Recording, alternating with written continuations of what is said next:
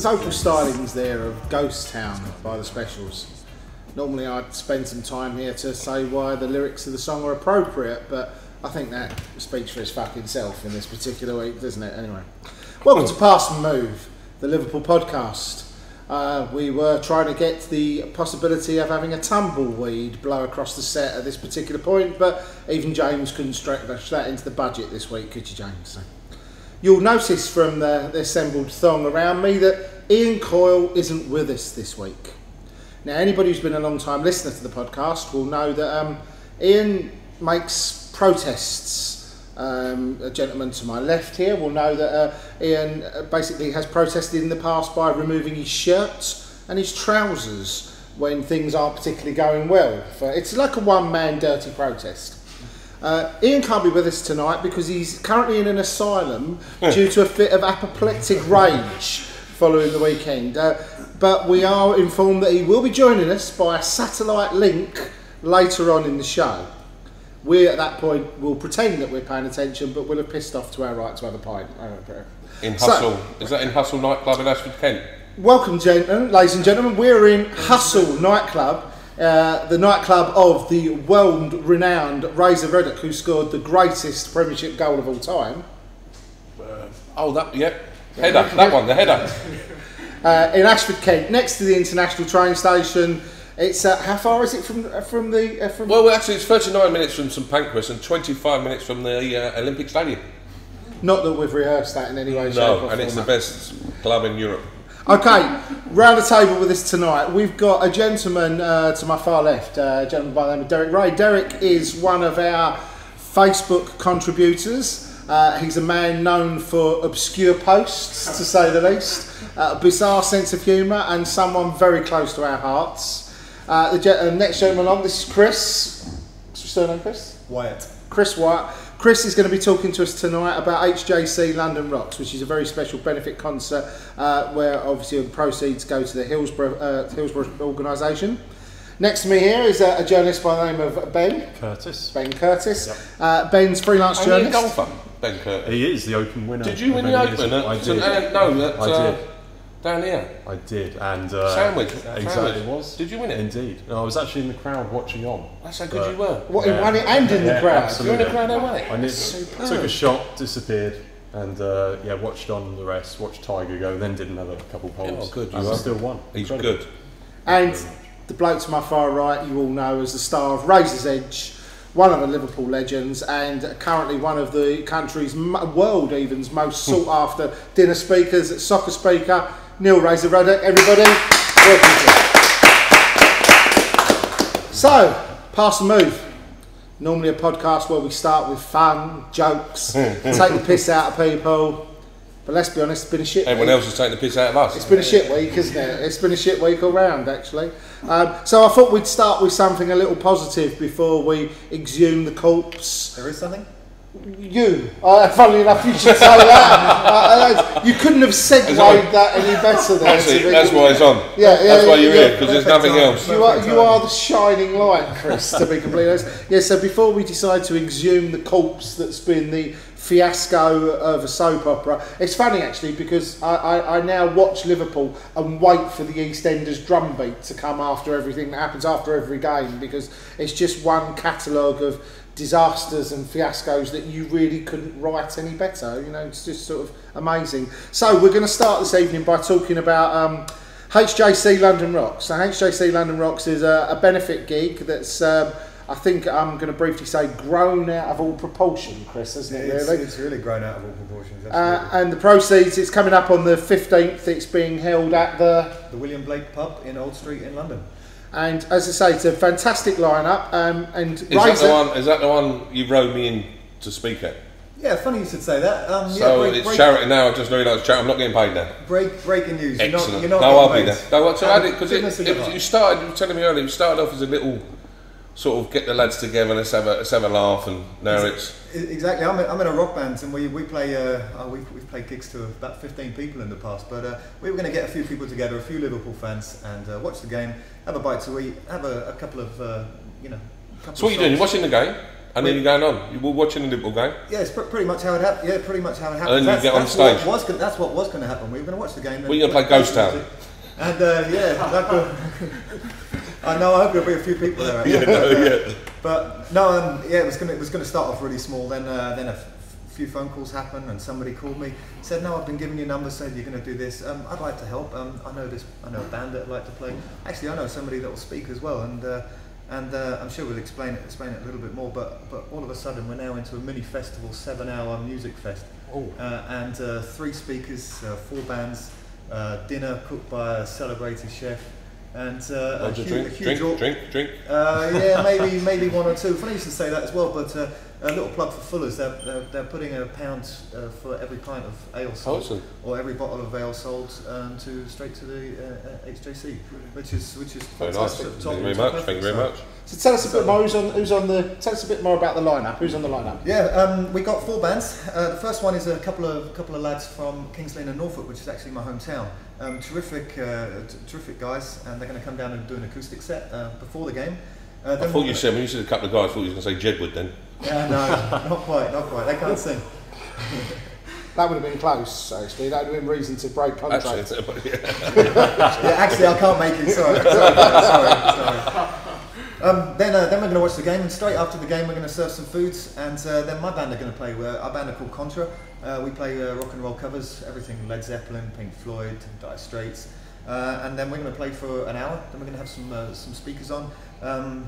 Speakers are Tony Evans, who's a football editor at the Times newspaper, and Darren Farley, who I'm sure you all know as well. And Darren's a really good lad, a football impressionist, and I'm sure he's going to come down and give everybody a good time. Specialises in Scouse voices, not surprisingly. He does actually, but I tell you what, he also does a terrific one of Peter Crouch as well, and a few others like that. David Beckham's very good. Yeah, he's outstanding. No, he's outstanding. He's a lovely lad, and we're really pleased he's coming down. Then we've got a couple of Liverpool bands. There's a band called The Verdict, three guys from Liverpool. They've just won the Rock the House tournament, music competition. Yeah. And so where each MP puts forward a band, and they won it, sponsored by the House of Commons. And then our headline band is the Troubadours, headed by Mark Frith, who are very, very well known. They've opened up in the past for Paul Weller. Spent a couple of years split apart, and now they've reformed, playing sold-out gigs everywhere. And they're also coming down from Liverpool, which is an absolutely outstanding effort. Which is we're really delighted they're coming. And you're speaking as well. What time would this be, by the way? Because I've been there for 7 hours, mind. Can I fit in between at half time or something? Because I'm thinking like sort of. That's some serious drinking, mate. Isn't it? Yeah. But I will speak at one stage. Might be half time. Because you always have the main event at half time. Because the game will be shit and the red lights just gone off. Let's come back on. I know Liverpool have got American owners, but we don't really have a half-time show. It's not the Super Bowl. It's all right, the Budweiser, my friend. Yeah, exactly. Sponsored this week by Stella Artois. By Budweiser. Stella Artois and a myriad of beers, Coyley. You're missing out tonight, my son. So. It's the king of beers. But no, I would add as well. We've got a memorabilia auction coming up with some amazing things that we've got on a lineup, and actually a unique. Piece is a Shankly, well, I say unique, it's one of 50 made by Tom Murphy, the sculptor, and it's a replica of the Shankly statue outside of Anfield. How big is that? How big is it? It's not going to be like a 6 foot one. No, it's a miniature, it's about a 30 centimetre miniature, 30 centimetre miniature. Yeah. And it was originally owned by Tommy Smith. It's one of only 50 made, so we've got that there. We've also got a mount of signed by all of the team that played in the 77 European Cup final, which is amazing, and the backroom staff as well, and that's unique. It's the only one with all 20 signatures on it. Ever. Ever. There's already a £500 bid in for that, and every penny, like I said, is going straight to the HJC. Got some amazing artworks. One from a graphic artist called WYSIWYG. And then also Vinnie Jones has given us a signed shirt from his Hollywood All Stars team, and which I never played for actually. And him and Scott Williams are currently in a movie called Flight Redirected, and they've given us a signed script as well. And the movie's not even out for 18 months. So, 50 Stew will be after that, looking for some ideas. 50 Stew will be in there. So some really nice things. Raffle prizes. We've had some things from the 80s Casuals, Kevin Sampson, the author, and John Joe, who we all know as well. So, like I said, from getting together with a few guys, with a couple of guitars and a few songs, it's now grown out. It's become your life, hasn't it? Yeah, it has really. But I was just about to say, I know we asked the question, but I didn't want a fucking life story, mate. To be fair. It's turned into one. It's ruled my life for the last. This is what happened when Liverpool play bad. We get fucking guests like him. Anyway, you can find. Good luck. Good man. Thanks very much. Man. You can find all about it at. The dedicated website is www.hjclondonrock.com. Can you make bids online or for your charity auction? Because we have people listening in as far away as Niger listening to this podcast, allegedly, as well. But in all seriousness, we have quite a good take-up in Canada, we have a good take-up in America as well, and we're doing some work with the guys at MP Red going forward as well. We're going to help promote the gig for you over there as well. Outstanding. And thanks for listening. That's all we got time for tonight. Bye-bye. Ticket prices as well. Yeah, ticket prices. It's really cheap. £15 for adult. It's all 16 and over. £15 or £25 for this two of you. £10 concessions. We won't ask on the door for your proof of concession. That includes food as well. So now there is something Chris can't talk about, allegedly, that we're not going to ask him to talk about. But that won't hopefully just be the list of speakers, will it? No. I'm not going to press you on it. Don't worry. I can't push. But look, we are working on a couple of things that would. Look, it's already an outstanding lineup. It's and me. An outstanding show. It's me and Ian Coyle standing there telling the world, putting the world to rights. It's me. Don't worry about it. It's me. It's nobody else but me. Whoever it is, Spurs are going to come in and nick them 5 minutes before that's why I can't say anything. No. Look, there are one or two people that we're working on that if they do come then we would be really lucky. So yeah, get your tickets. Log on. Tickets are available on the website. Log on to that. Have a look around. See what the schedule. Everything's on there. And we'd love to see you down there. And also, just to let you know, anybody that doesn't make it to the gig, I'm pleased, really delighted to announce that I've been working with Chris and working with the guys as well, that We Are Liverpool are going to be filming the gig, which means we get to drink and enjoy it, and Posh James has to stay sober and film the entire 7 hours, which I think is, Razor, I think that's a blinding deal, don't you? I'm over the moon with that because he's rubbish. So we are going to be filming it. We're then going to be putting available. We're going to be making a channel, a special channel, and a documentary and a little show just about it, and we'll be relaying the gig. So all of you people around the world, I'm sure even if you can't get to the gig, Chris would be delighted if you'd make your donations direct to the organisation themselves, just for taking the opportunity to see the events. Really. Yeah, there's also an opportunity to donate online as well if you can't make it, and if you want to bid on some of the items, then we're going to have people volunteers on the telephones on the night that can be on the telephone with you, and you can bid live on these Just items. like a bargain hunt thing. Yeah, pretty much. Definitely coming. You're in now. I'm in. Oh, that's anything to do with that. I'm in. Right. Too much daytime TV, I think. Isn't it? Yeah. Right, and the last thing we're just going to talk about on that as well. Twitter. Because you want to give your Twitter address? Yeah, absolutely. It's at HJC London Rock. Follow me on that. All the updates will be on both on the website and on the Twitter account as well. So we're looking forward to it. Let's just hope that it's crowned off by something, a goal from somewhere. I don't care if it comes off Martin Skirtle's arse, Hernan Crespo, Hernan Munster. I don't care who we sign in between. Actually, we now know that that's not going to happen as well. So let's just hope we get something at the stadium of 40-watt light bulbs, hopefully as well. So even a beach ball. Even a beach ball. Actually, I would have put a bid in for the fucking beach ball recently as well. Okay, moving on. Oh, he's signed for Stoke, isn't he? Hey, everyone's a winner. I have to say, there is. We're recording this on the last day before you can actually submit, Ben, your 25-man squad, I believe, isn't it today? Absolutely, yeah. And there is a moratorium on talking about the prodigal Judas. Yes, it just can't happen, can it? Surely not. That would. In times of desperation, you do not turn. No, it's just not on. Like not on. So, okay, let's start talking about. Let's not talk about Arsenal yet. Let's save the joy of talking about Arsenal till later, when I've had more beer and I can get even more annoyed about it, all right? Because if anybody remembers how I sort of became involved with Coyley, it came off the back of a sterling performance at QPR when we went 2-0 up to fucking throw the game away, and I feel just as angry about it. Do you know Arsenal. what? I've never heard you mention that. 240 In the last quid. hour. 240 quid. Now, so moving on, let's talk about Liverpool and the transfer window. Now, Derek, what were your thoughts? Because I always think that Dempsey, it wouldn't have been a bad move. I know. Get out. He's just a blood and guts forward, and we haven't got any. Well, I have to admit, I feel even worse about the Dempsey situation because I think we as a club, we ridiculed Clint Dempsey.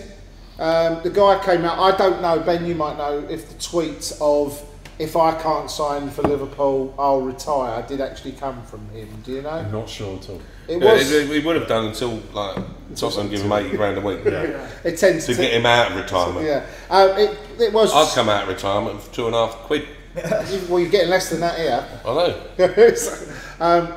Clint Dempsey, apparently, that was reported on BBC, but there are a lot of people, as Ben's going to let us know in a second, about some people that had some wonderful fun, haven't they, with the transfer window in a second. But don't you think he let himself down when he said he wouldn't play with Fulham anymore? And yeah, do you want that sort of player in your club? It's a bad apple, isn't it? There was a bit of backlash as well about that when they said. You know, I think fans, you know, Sean, I think even managers and people that want to sign, you think, oh, hold up, is he one of them? You know, it's a dodgy. But it's almost like the Carroll going. You've got to do something, haven't you? Oh, yeah. Do you know what I mean? I just think, well, I mean, let's talk about that situation then, first of all, okay? We have a managing director. No, it's hard to believe. We have a managing director. Who us or Liverpool? Liverpool, apparently. Although I think we probably collectively, even after the contents of this table times 7, could do a fucking better job. We have a managing director at Liverpool Football Club who's really good, it appears, at commercial deals. Got us the biggest kit deal in history. All right, he got us the same car sponsorship as Manchester United or whatever. Right, and he's very, very good at raising money. Ben, let's be honest, I know I'm not putting too many words in your mouth, but he's shit at negotiating contracts, it appears. Indeed, and that's just as important. Indeed. Right, you can't really don't say be it around any the other bush. way. Can't say it any other way. And yeah, business is one thing. Everyone knows football now is about business as well, but negotiating contracts in this case, in the last few weeks, has been terrible. And Liverpool. But don't it just go to show the owners are happy with him doing what he's doing, getting like sponsorship deals, garter deals, whatever, don't they?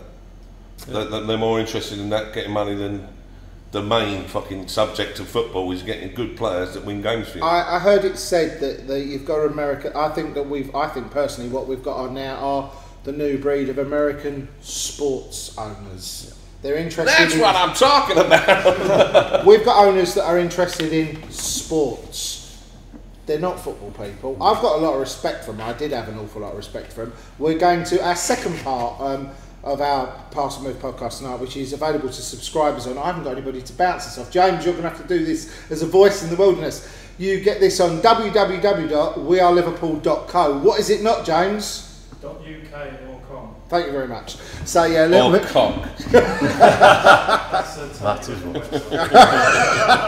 Yeah, that's the Spurs website. So yeah, That's not funny. Spurs fans watch me. Spurs. Yeah, no, we've got a set of owners that are very interested in having a sports organisation that really don't appear and are very honest in their open letter that John Henry wrote, which we are going to be discussing in the second part of the podcast. Well, that Jen Chang wrote for John W. Henry, because it's incredible. Do you want him to sit down and just write a letter? Well, he does that. No, he ain't busy enough. I think he just hey, I'm going to write a letter. Well, I think we're going to discuss the reasons behind that. I've got very strong reasons, and Andy got that. Yeah. And now squeal like a pig, boy. That's what he's. Well, I think that's what Clint Dempsey did. Yeah, squeal like a pig. You've got to look at it. I mean, Clint Dempsey, I've never wanted Dempsey. I've never rated Dempsey. I think he's had one good season. Dempsey and Makepeace. Yeah, Dempsey and Make Do would have done yeah, me, to be completely honest. He is a forward though. allegedly. That's a rare commodity in our squad at the moment, isn't it? Well, yeah, true. But I mean, you got a guy. I don't know what you're moaning about. We've got one forward. What's the matter with you? And he won't get sent off soon. He won't get sent off soon for diving and arguing with referees. He won't. No. He's nice. So we've got we had Dempsey that wanted to sign for Liverpool. If I know, I'm just stupid and drunk every now and then. If I can see it, why can't they see it? Because they don't watch. Okay. That's the difference. Dempsey apparently wanted to come to Liverpool. Set his stall out to come to Liverpool for months, Ben. That's very much the case, isn't it? He's been making the argument. So the big problem, he didn't want to play at Fulham. Fulham was standing in his way. What was he? I think there's a bit of that, but it's Liverpool. And ultimately, it doesn't matter what the players say. I think personally, if you're looking at there's this rumour. I normally know a fair bit, but this is me putting two and two together, making six. Right? You've got the rumour that Liverpool. Well, not a rumour. Liverpool have been had a complaint made against them for allegedly tapping up Dempsey. Now that allegedly tapping up, there's no argument where that came from. It's when FSG put on their own website that Liverpool have signed Clint Dempsey. Now, that at some point means someone sat down with Clint Dempsey and said, here are the personal terms. Right? We want to sign an American player to boost our standing in America. You are probably the current leading American light. We want you to come and play for our little soccer club. We're red. It's not as ridiculous as it sounds, unfortunately. So I don't know how you feel. I think that's obviously where it came from. And Fulham, quite rightly, got arsey about the situation. And why would you sell to a club that you suspect of doing that kind of thing? You just wouldn't. Yeah. Why would you turn around and say, right, okay, Liverpool or Spurs, who are offering more anyway, you just sell to Spurs. So what happened then? Why didn't he? Well, what happened is we offered £3 million for Clint Dempsey. £3 million. I tell you what, Fulham would have gone, you can have him for that money, wouldn't they? £3 million for Clint Dempsey. And hang on, didn't Taylor Fletcher go to Sunderland for 12? No. That was Taylor Fletcher was Blackpool. You mean the chap from Wolves, Stephen Fletcher? Sorry, yeah. Stephen Fletcher went for £12 million. We haven't even got to the big lanky centre forwards yet. We'll come back to big lanky centre forwards. So we've got we offered £3 million for Clint Dempsey, and we didn't go back with any more. Now there's lots of stories going around, but it seems fairly clear, doesn't it, Derek, that FSG wouldn't sanction any more money. To be fair, that's what he's worth, because I think he's poop. Wasn't he the 4-5 scoring? I think that's what he's worth. I think he's good enough to Liverpool. Okay, I'm listening to what this gentleman is saying to me. I have this argument on a regular basis. 4-5 scorer in the Premiership with an awful lot of penalties in a team that play on a counter-attack basis, which is absolutely the antithesis of the way Brendan Rodgers wants to play. So I've never seen how he would have fitted into the squad. Having said that, even though I'm even more annoyed because I've been so anti-Dempsey for such a long period of time that when I read I want to play for Liverpool or I'm going to retire, I actually said, if he feels that strong about it, I welcome him with open arms. And the bastard ended up like everybody else at Spurs. Everybody else we look at. Look, I have a clue for you. Do you think they think that Spurs didn't want him? We're getting because he must be good. No, Liverpool just follow. I don't think they've got any scouts. Spurs. No, they just follow Liverpool. They've got any scouts. Yeah, it's cheap. It's good business. Levy ain't that stupid, is he? He don't have like million scouts worldwide. He just whatever Liverpool want. He must be good because they've got a good scouting system and boardroom level of shit. So we just nick them off them. I'm beginning to wonder if the only person he actually pays, perhaps Levy pays Ian Ayre to be shit. You can write that back page tomorrow. You can have that exclusive. Yeah, Razor, perhaps he pays Ian Ayre to be shit. Yeah, like his shirts. Yeah, his shirts. My God. And also, let's bring it. 8 o'clock. The lights went out at Melwood Training Centre. Yeah, because these fucking shirts were blinding everyone. Derek's got an opinion where he went at 8 o'clock, haven't you? What was that, sorry? Where Mr. Ayre buggered off to? Yeah, I think it was down Matalan buying new shirts. Oh, sorry, I think that's what it was. The man's unbelievable. We've got our own. Barry Venison does do his. Barry's a man of style. Barry Venison was. Noel Edmonds. Oh yeah. Richard Keys. They're all coming out now, aren't they? All the people in Niger are warming to the news of Barry Venison and Richard Keys and their sartorial eloquence. I can tell you. Ian Coyle will be joining us very shortly to give his thoughts on Ian Ayre. If you have small children around, or you have anybody aged and infirm that's easily shocked, I would suggest they don't listen. Fuck off. I would suggest they don't listen to Ian Coyle because it's probably going to be a bit worse than that as well. Right, so not only did we have the situation where we ridiculed Clint Dempsey, we then managed to piss off Sturridge as well. What a fantastic night it was for Liverpool transfer negotiations. Not many left that you haven't annoyed. Chased the guy for 3 years, Yeah. Ben. Chased him for 3 years. And that's how it ends up. Every transfer window, sell us Sturridge, sell us Sturridge. Piss off, say Chelsea, you can't have him. Go away, you can't have him. Go away, you can't have him. Oh, all right, you can have him. Oh, well, we actually only want to loan him. Because we got Clint Dempsey for $3 million. Yeah. Already in the bag. We ain't stupid. And now I'm going to. It's the first time I've heard that loud. Right. And even so, there is one other. I have one other favourite player.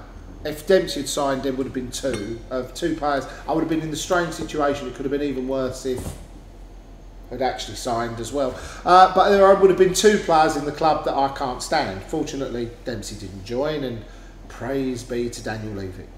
But we still have young Jordan. Young Jordan, who... Well, actually, I see her on the Paralympics. She's quite well now. And she ain't too young, you know. Yeah, I know. I tell you, they've both got one thing in common as well. At least she's got a pair of strikers. That's one more than Liverpool. I'm going to nick that. You know, I'm having that one. Dear Jordan, who we're going to talk about the reasons why they say they wouldn't sign certain players in part 2 of the podcast.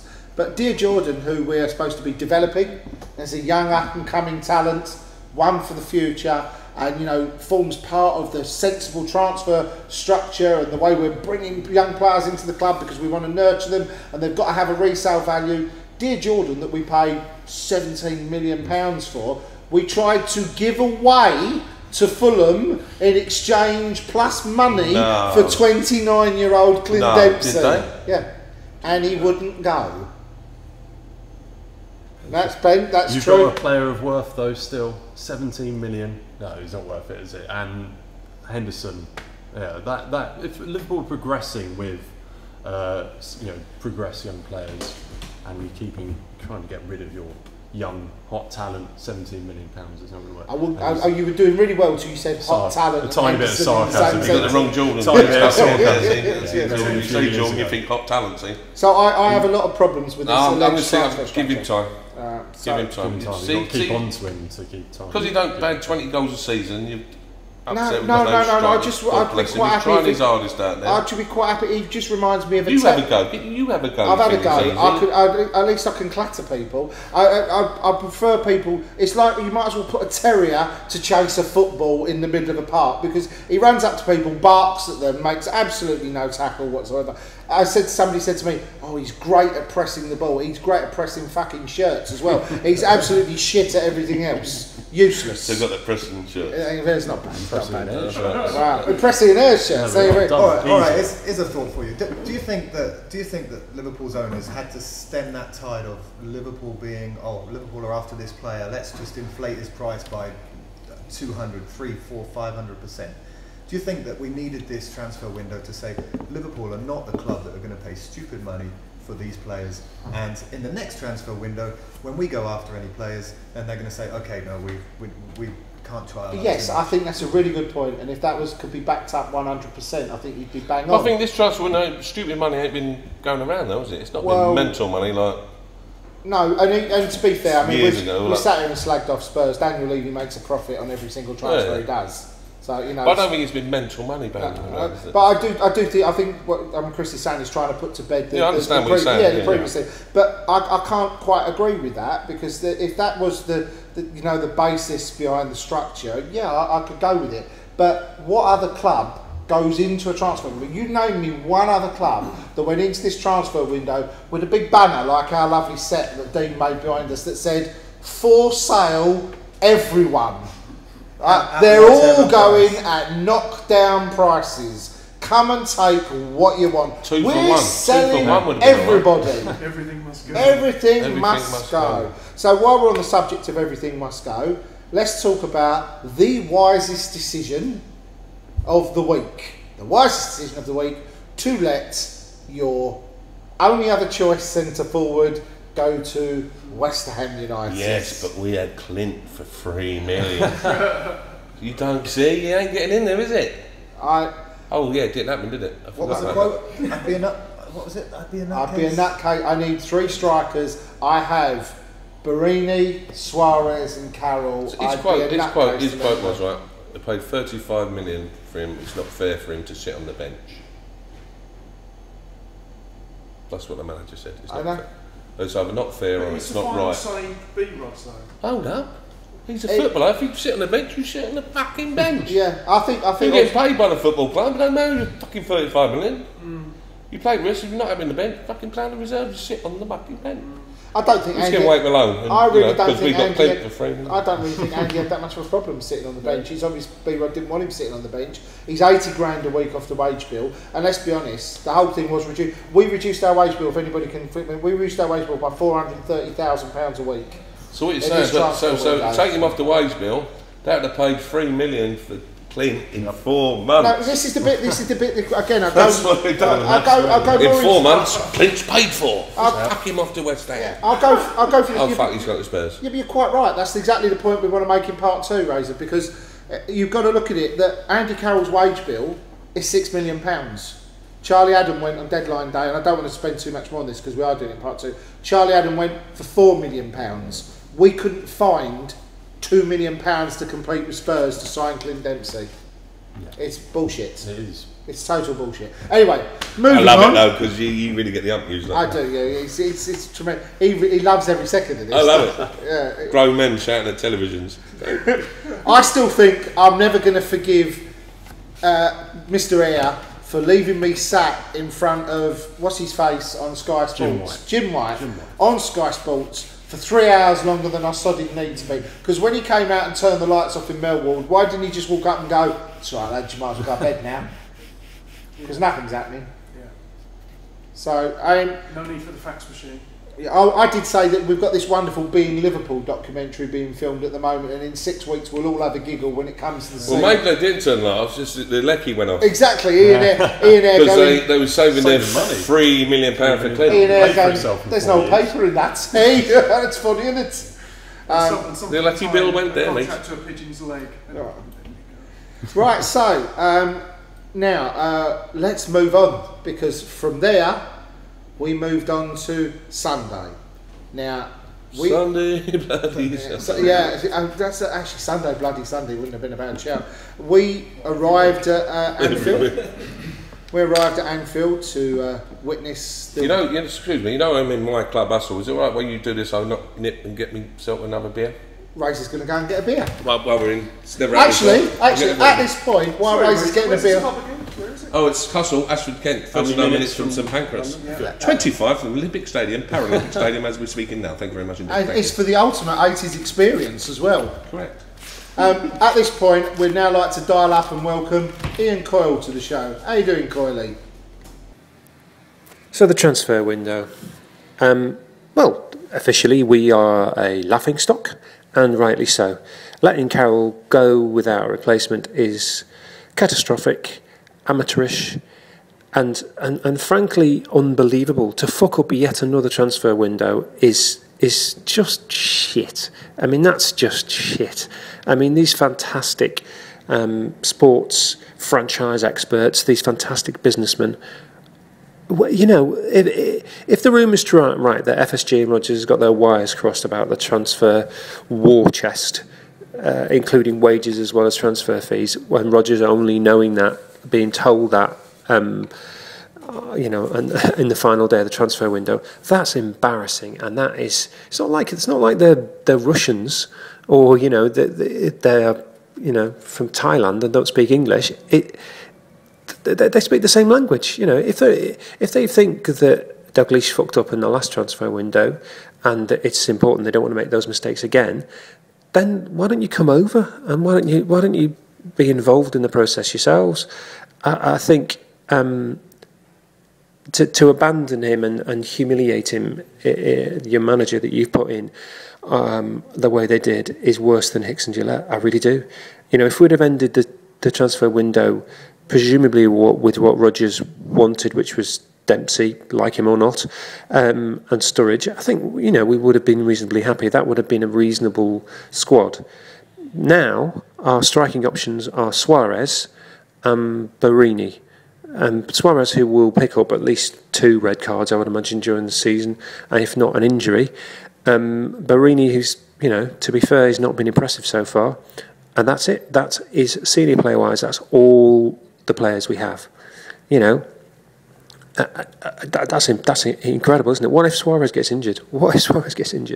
And look at Carroll. What Carroll did for West Ham. He's, we've all said before, we don't play that way. He's not, he's not a B-Rod type of player. Well, that's fair enough. But he can do a job, and unless you've got somebody in, you don't let him go. I mean, it's just ludicrous, absolutely ludicrous. And every other, every fan of every other team can see that, and we are a laughingstock again. It's embarrassing. The thought of trying to get Michael Owen, Anelka or Drogba, or even fucking Heskey is just unbelievably embarrassing. I mean, there's an argument you put Gerrard should be up front now, and I think, well, he's been shit in midfield, might as well try him up there. I mean, we've got to try all options now. There was a rumour about Del Piero, that would have been fun, but he is, I think he's 36, so probably not the most mobile of players. He might fit in, but apparently he didn't want to come out of respect for the Heysel victims, which is fair enough. Either that, or the choice of living in Sydney or living in Formby is. I know which I'd choose. That's it. I don't think there's any other option. Cinema Pongol was mentioned. He's available. He's only I think he's 29 or so, 27, 29. He was never terrible. He was never brilliant, but he was never terrible. It might be worth bringing him in to fatten up the squad. But then again, if you're him, in January you're not going to get a kick. For me, you've now got to start putting Adam Morgan in your first 11, or at least giving him regular bench time. As Pacheco, they unbelievably still managed not to get rid of him. Well, let's not forget that Pacheco, was the top scorer in the next gen, or whatever they were calling it then, a couple of seasons ago. He's a regular in Spanish international under 21 football. I think he's thought of very highly over there. So let's try him. But January. What on earth? They need to start scouting for January now and sort it out and lay down the foundations of what their transfer policy is, how much money they've got, who's going out, who's coming in, we just know that Charlie Adams going to score against us. Carroll's going to get. I don't think thankfully Carroll can't play against us, but transfer window, I was eating dirt by the end of it. It's just humiliating. Fucking hell, we can talk, can't we? I thought you could talk. Right, we'll wait to. I'm looking forward to the interview when Razor meets Coyley very shortly coming up. You'll see that on Razor's Edge on www.weareliverpool.co. What is it not, James? .com or .uk. Thank you very much. Cock. Oh, that's the Spurs channel. That's the Spurs channel. There you go. Right, so let's move on. Arsenal. So we roll up at Anfield, and the team sheet comes out, and everybody thinks we're in this. This is the worst Arsenal team to truck up at Anfield. They've got Diaby that's not featured for ages. They've got Corporal Jenkinson from Dad's Army playing in defence. And the gays are out front. He's one of them. We have Dean sat over here. Dino, who's our graphics team. Dino is a gooner, and I'm now going to confess that Dino watched the game from the cop, right? So, and even he said that Giroud is one of the worst players you've ever seen already to wear an Arsenal shirt, isn't it? So, but having said that, they still won. He's worse than Gus Caesar. That's going some, isn't it? You don't get a Giroud salad though, as far as I'm aware. No. So now we see the team sheet, out we come, Derek. There's a great side that comes out. Sahin's making his debut. I know I'm a great Shelby lover, but I would have picked Sahin to make his debut, to be fair as well, against the team that we nicked him from. Yeah. So why didn't Dempsey start? Oh, we didn't get him, did we? Forgot about that. No, but let me just say that I put up on the Facebook site that Schoolboy Era, I actually missed the game and had to catch it up on Match of the Day too. Plenty of people told me not to watch it on the Facebook website, and it wasn't that bad because it looked like from the highlights. Yeah, because it weren't 90 minutes. That's why. We were just you did watch the ball. That's how it looked. That's not that bad a review, to be completely honest. But I can tell you. So we line up against an Arsenal team that's weak by anybody's standards. We line up against an Arsenal team that chaps hadn't scored a league goal. Exactly. And they're a good yardstick as well, Arsenal. They're a team that aren't confirmed Champions League, and if Liverpool were chasing Champions League at home against that kind of a team, you should think, well, what can we do here? This is where we're at. To lose 2-0. And you've really did it happen years ago when our Sharvin scored about 12? Four. Was that having a bad time before that Arsenal as well? I think we made it. Yeah, I think we made Arsenal's. That 4-4 stopped us getting any chance of winning the league that season as well. So, we sitting there, and I've said this all along. I think for 10 or 15 minutes we played okay. Arsenal were. I now know, having looked and watched it back, that for that 10 or 15 minutes, Arsenal were saying, "Show us what you got," and it transpired we had fuck all, absolutely fuck all. And I've got some notes here. I like my notes. I called my article on the website "Can They Play Us Every Week?" Because you've got to look at it. I mean, we thought we were going to undo the smash and grab. I mean, last season I threw things at the television set. I've said it before. When Van Persie appeared in the Van Persie, sorry, when Van Persie appeared in the tunnel for the Sky interview, and they said, "How do you think you got away with it?" And he said, "Oh, we stole it. We've nicked one here. I wanted to kill him," but he was very honest about it. They didn't steal anything. We left the doors unlocked this time. Went out. Showed them where our wallet was, laid the keys on the table and said, "Take the car and rape the wife at the same time." It was awful. So you look at it, you go through it. Good. No, I was going to say, but the thing was, it's like everyone's going to do the same now. Just sit back, let them attack. When they lose a ball, we just run forward and score. That's exactly the point. You've just said it. Secret's everybody will say. Secret's out. Have the ball in the back half of the pitch. Yeah. Because when you get to the front half of the pitch, you're not yet Swansea. If you look at Swansea don't care how long they keep the ball in the top half of the pitch, right? But they'll make you. You know why? Because they've got about 4, 5, 6 of them. Yeah. We got one. Yeah, but that's exactly the point. You're right. But they'll press the ball. They'll win the ball back from you in your half of the pitch. But they're not in a hurry to do something with it. They'll make you make a mistake. Our players have got the bit in the back third of the pitch worked out, in my opinion. And when we get to the front half of the pitch, it's quick, fucking do something with it. Do something miraculous with it. Shit, we've given it away. Oh shit, Suarez has got it and he's trying to run through players again. Or we just try to pass it through the legs and run through them. You only get down for it's that 30 same times. old thing though, isn't it, of playing, just looking great, and then something happens, whether it's we score or they do, and it just seems to...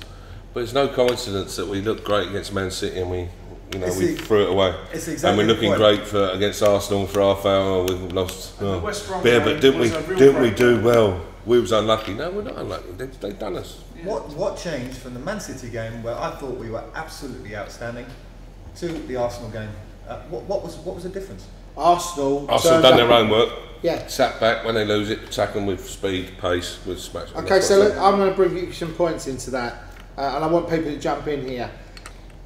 This is an open message. Open letters seem to have been a bit of the theme this week. So here's an open message to Mr. Barini. When there's a 60-40 ball in your favour in front of the cop and you bottle it, as this gentleman will tell you, that's not a way to make long-term friends. No. I think my first game in front of the cop, I broke Peter Beardsley's cheekbone and I smashed, what was his name? Midfield player, he's a friend of mine, can't remember his name, played at Newcastle. Rob, played at England. Rob. Oh, Rob, Captain Rob of Newcastle. Captain yeah. Rob. Played for West Ham as well. And I smashed him within like 10 seconds, and that was it. I'm in. Rob Lee. Rob Lee. Bro, Yeah. well, unfortunately, Peter Beardsley, obviously, it was an accident. But fuck him, I broke his cheek. I suppose what did. And I've done Rob Lee, and you're a hero because it was 50-50 challenges. You've got to do it. Well, I heard also that from the insurance company that Peter Beardsley said they were going to wait till the sort of facial injuries healed, and then he was going to make a claim. And you've heard nothing since, have you? Really? Right. So. We're waiting for the disfiguration to go down, and we're still waiting to fucking hit me. Yeah, because they looked at the before and after picture and went. Obviously. So moving on, Mr. Barini. I felt for Mr. Barini, but if that's £10.5 million, no, you got to put your foot in. Don't care. You know what I mean? See, it's not even a decision here. I'm going to get hurt, or I'm going to be booed.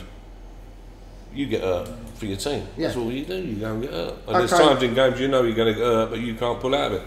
Like the 50-50 challenges now, you see players pull out of it, and it won't be the fans that came, it'd be your manager. You pulled out of it, you know what I mean? But saying that, you can't teach players to be brave. No. You can teach them to be better, my biggest skillful, you can teach them to be fit, so you can get them fit, you can't teach them to be brave. And it's my biggest problem with Barini, if that's £10.5 million on a man that knows Brendan Rodgers' system. But do you think Brendan Rodgers knows him? Brendan Rodgers, I think what he's doing, he's knowing players before he's known the Liverpool way.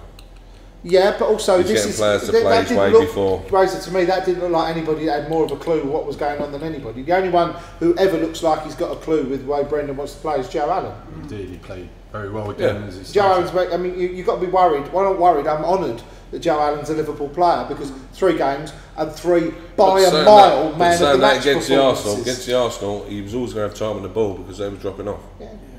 When it comes to it, and teams are going against you, will he be the sort of player he is? Well, I hope he is. I hope he's got the silky skills and little passing balls when you've got people up him.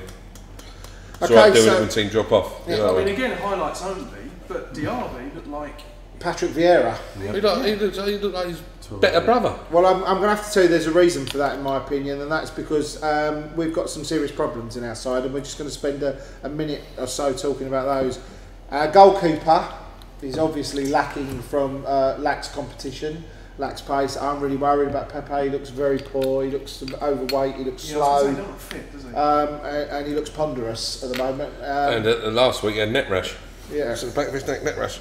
Caniston cream. It's always a nice one. Neck rash. Steven Gerrard, I thought was the worst I've ever seen. Steven Gerrard's one of my all-time favourite players for Liverpool.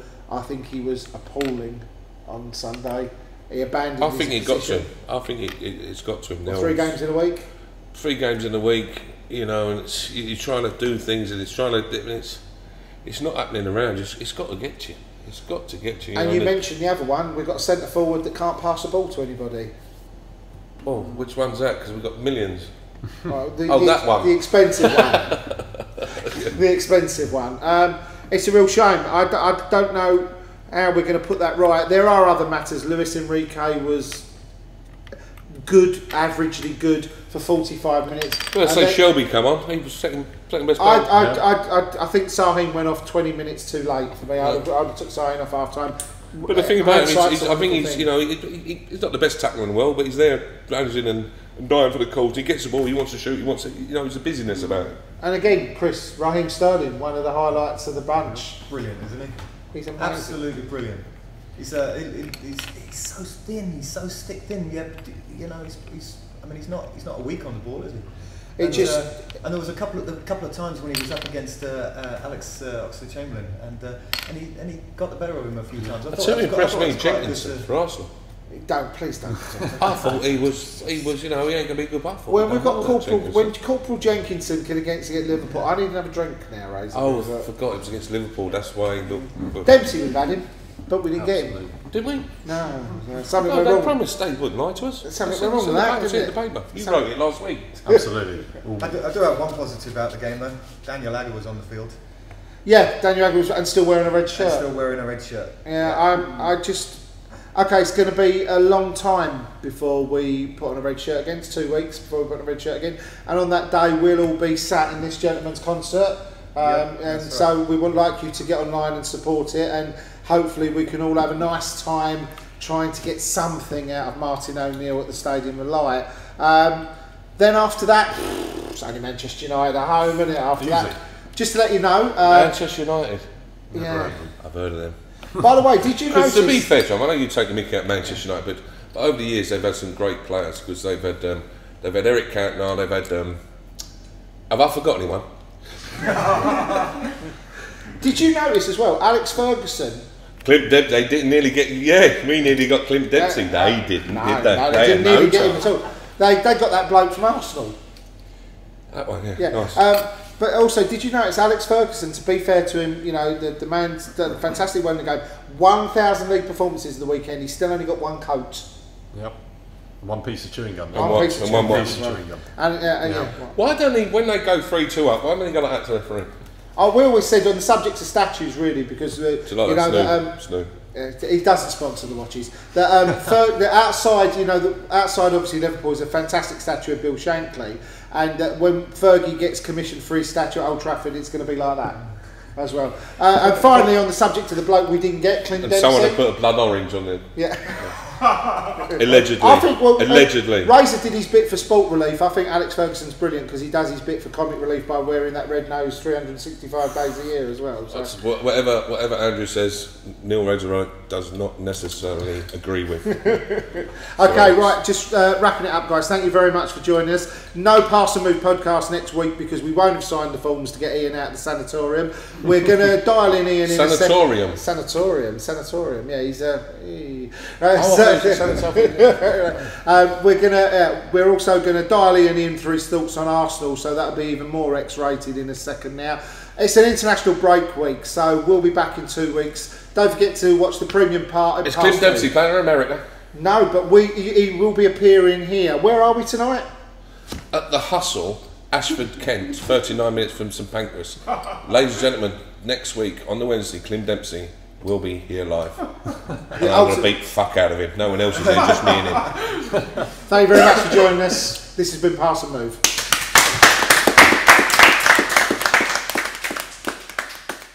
Only another 5 shows, we're finished. So I'm sat here, completely naked, covered in my own filth. I'm just beyond desperation. There's been some low points over the years I've been doing podcasts, but there's the ambulance. Can you hear it in the distance?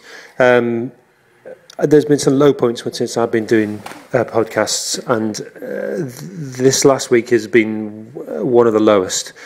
So let's start with the Arsenal game. I just thought it was embarrassing, to be honest with you. You know, that a 17-year-old kid, Raheem Sterling, is the only real bright point in the game. You know, this is against Arsenal. We're supposed to be supposedly the team now that play tiki-taki football or whatever it is, and you know we've got we've got the England captain in our team. We've got all these fantastic players, yada yada yada. And actually, it was a 17-year-old kid who's the only one who looked as though he might do anything. Gerrard was terrible again, and I don't know how many times I've said this now. This is pretty much going on 2 seasons now. Gerrard's been terrible. I think B-Rod's got to make some really big calls, actually. I think Gerrard is potentially someone that should be dropped. And I can't remember myself saying that very often. Suarez 2 was similarly poor, but I guess in a way we're used to him running around like a headless chicken when things aren't going well. I think it's because he tries so hard and tries too hard. Gerrard just looks slow, disinterested, off the pace. It's a shame, but I think they need to try and find a different way to play him, whether he plays out wide or whether he plays off the front. Maybe he plays up front because maybe that's the position he should be in, because he's certainly not doing it in midfield. Gave the ball away for the goal. Well, and I think it was a real mistake to play Sahin because, a good player as he is, and he's supposed to be a fantastic player. He's not fit. He's not match fit, and the rest of the players don't know how to play with him. And especially as John Joe Shelby and his little cock had played so well against City, it seemed ludicrous to have not started with him. And to be honest, when he came on in the last 20 minutes, he did more than the rest of the midfield in the whole game. Because Diaby completely bossed that midfield. It was embarrassing, to be honest with you. And then, what's on the bench? There's nothing on the bench. And there's only Shelby on the bench. There's not one striking option on the bench. I'll go into that later. Rayner looks overweight, looks dodgy all of a sudden. Don't know what's happened to him. Maybe he wanted to leave in the summer or something. I don't know. He certainly doesn't look the goalkeeper he was. And again, we've got no competition for him on the bench at all, really. So that's a worry. I don't think we can blame Howard Webb, but at least 2 of those penalty shouts would have been given at Old Trafford, but we just simply weren't good enough. And it's embarrassing. Barini is a passenger.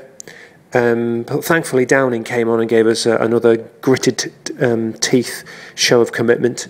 I don't know how much, I can't remember how much we spent on him, 20 million or whatever for a second choice left back. It seems a little excessive now. But I think the next game's Sunderland, isn't it? I think he needs to make some really, really big calls there. And I think the options really are very limited, but I think if I was him, I'd just give the young players the head now, because we're not going to win the league. We're not going to. We don't think we're going to get in top 4 now, because we just haven't got a squad. Squads just disappeared. So we might as well start blooding some of the youngsters for next season. Yeah. Anyway, I think my meal's about to arrive now. They've got me on liquids. I'm not allowed solids anymore. Signing off. Goodbye.